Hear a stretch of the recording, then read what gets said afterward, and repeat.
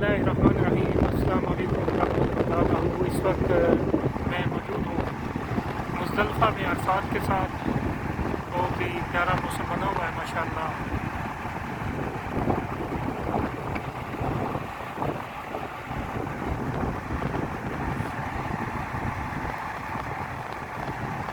ये सामने आप मस्जिद देख रहे हैं अरफ़ात में, जहाँ पर ये मीनार नज़र आ रहे हैं। यहाँ पर हज का खुतबा पढ़ा जाता है, हज पढ़ा जाता है हज के दिन।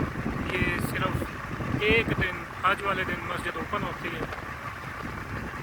तो ये अभी कंपनी को छुट्टी हुई है, तो ये वर्कर अपनी अपनी बसों में सवार हो रहे हैं।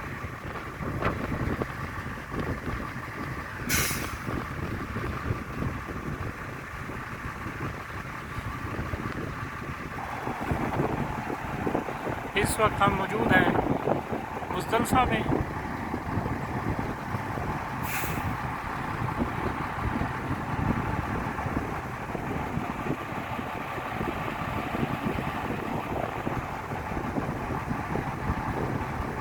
मैं मोहम्मद हयात अभी इजाज़त चाहता है। इंशाअल्लाह मिलते हैं अगली वीडियो में। अल्लाह हाफ़िज़।